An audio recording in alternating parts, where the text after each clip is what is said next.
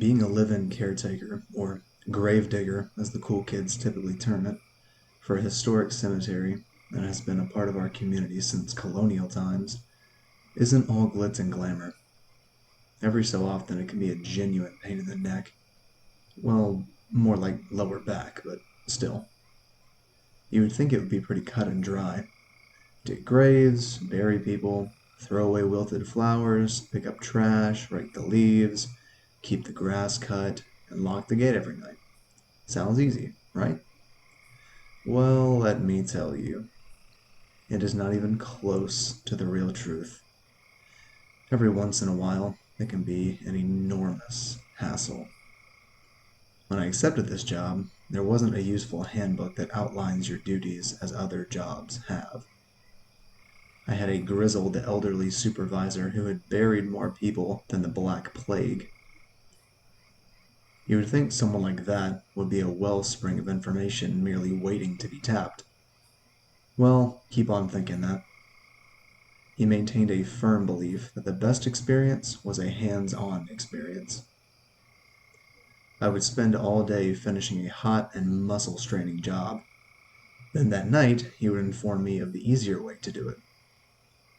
When I say I learned my lessons well, it is because I learned how not to perform them first. To my old boss, any day that you keep all my fingers and toes was a good day. But he wasn't all bad. His stories were the best. I remember after work I would sit for hours listening to him. He could make you pee your pants with his stories, be it either a scary or funny story. You'd wet yourself from fear or laughter.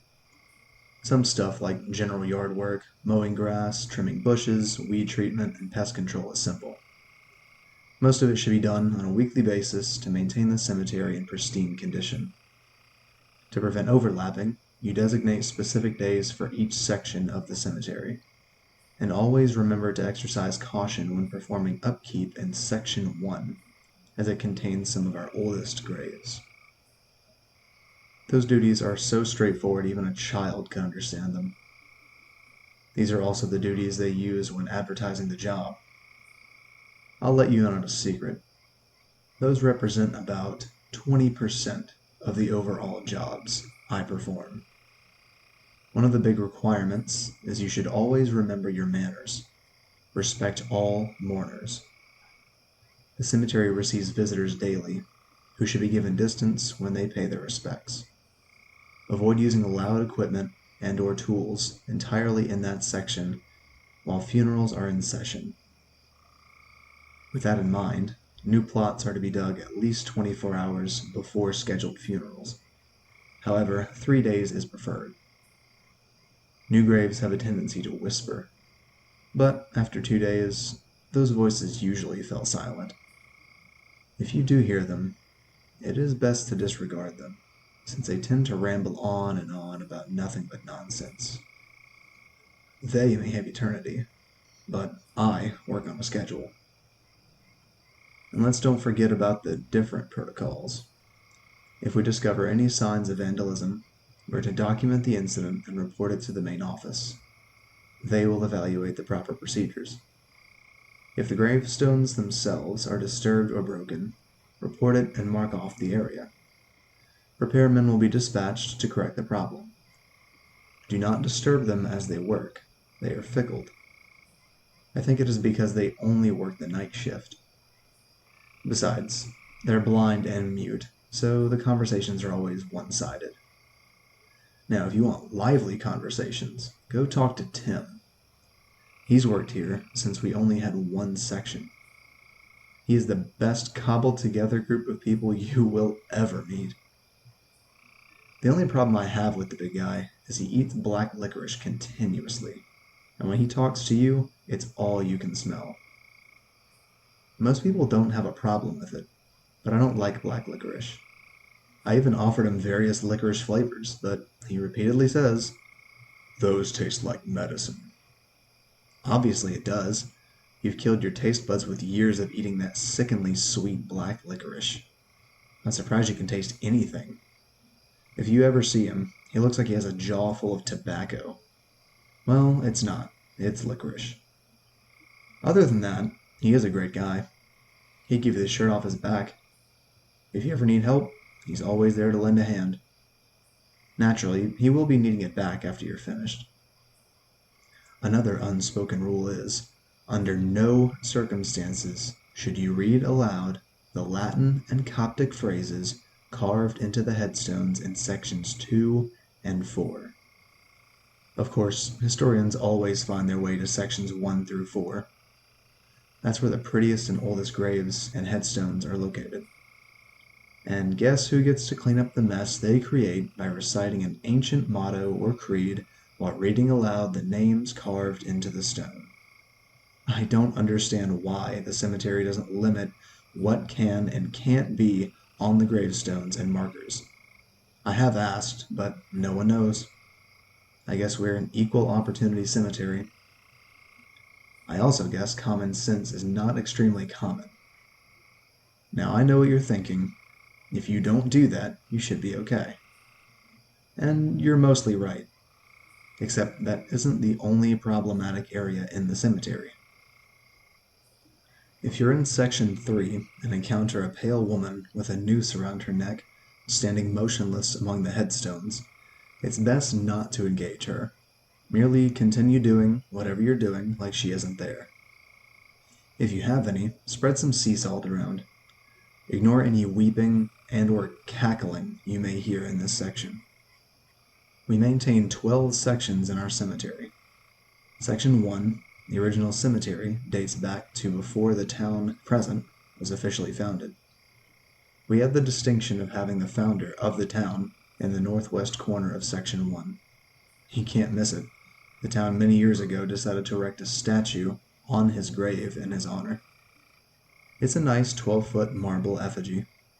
He stands there smiling as he watches over the cemetery. It really is quite charming. We also have the unfortunate distinction of having hounds. I can describe them as being medium to large-sized dogs. There are 7 of them in total that come in 2 colors. They are either pure white with dull red eyes, or near black with yellow eyes. I call them royal pains. They tend to stay in sections 1 to 7 because they enjoy the taste of older bones, but they sometimes visit the other 5 sections. Every morning after a night of prowling, I have the pleasure of picking up trash from overturned garbage cans, scattered vases, and flower arrangements. But the big cherry on top of it all is finding all the bones they dug up.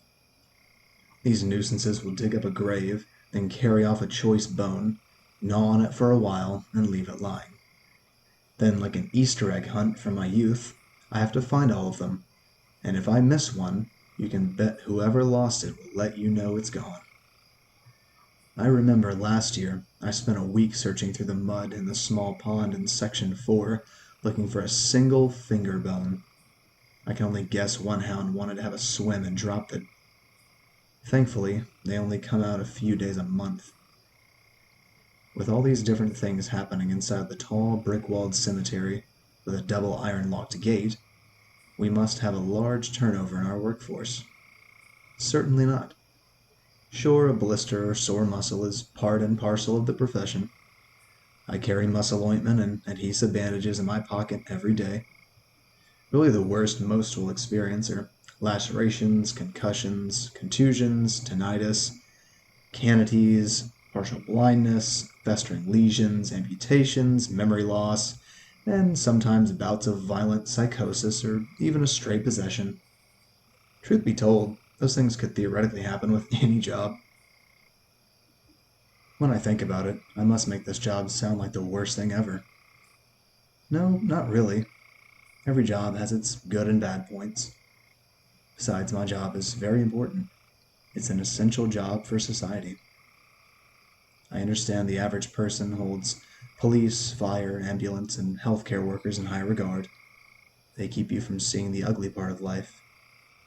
Well, don't forget, it's my job to take the final product of that ugly part, the dead, decaying, disease-ridden carcasses, and dispose of them properly. I'm the reason why you can walk down the street without having to walk over decomposing bodies. nor do you have to see the rotten end product. I would not have any other job. It is just that sometimes the grind gets to me. Take, for instance, this task I just completed. I have the last of the soil fall from the shovel onto the patch of newly disturbed land. I say a little prayer silently. Unquestionably, this time I have made it deep enough. The first time I had buried Mr. Dietz, it was just another job. Dug a hole, host a ceremony, filled in the hole, end of story. Ordinary stuff. This time, the third time, I had made the grave much deeper, and the sweat poured off my body. I wiped my brow with my handkerchief, planting the shovel on the ground, and leaned heavily on it. I don't mind giving our dearly departed a proper burial, even twice sometimes, but 3 really is pushing my patience. I have other jobs and responsibilities. I don't have time to replant people who don't take the hint that they are not of this world anymore. Some people can be so cantankerous. The moon is just now peeked over the trees. My lantern gives enough light to work by, but not enough to disrupt anyone. I gazed at the world going to sleep around me, and I stand in awe of the moonlight over the frosty fields of graves. This is such a pleasant, peaceful area. Nothing and no one around. Only the headstones and your thoughts. I watched as the glowing orb rises higher in the sky, illuminating it with a deep, almost eerie glow. Nighttime is always nice, I say to no one in particular. Especially clear, moonlit nights like tonight. The moon casts a soft, silver ray on everything. The beauty is surely unspeakable. The whole of the nature looks bright and appears in celestial light. People of all ages enjoy a moonlit night. I take this majestic moonscape as an ample reward for me completing this necessary task. The night air feels good to my overheated body. Minutes pass as I stand transfixed by nature as I gather my strength. I was so enchanted that I don't notice a dirty hand break through the fresh dirt. Hearing a noise, I look down. Sighing deeply, I mumble, "That's it. 3rd time's the charm. I'm done. This guy just doesn't get it. You are gone. Your family has accepted it. Society has accepted it. We mourned and celebrated your life. Now it's over. You've been granted your eternal rest. Life has left you behind, so you may return to the dust now. But to this reward, you need to stay put. No relocating, no cross-country trips, no plane, train, or automobile ride. It's just a nice, long stay in a box underground." I squat down closer to the mound of dirt being broken open and say, "Mr. Dietz, guess who has an appointment with the crematorium?"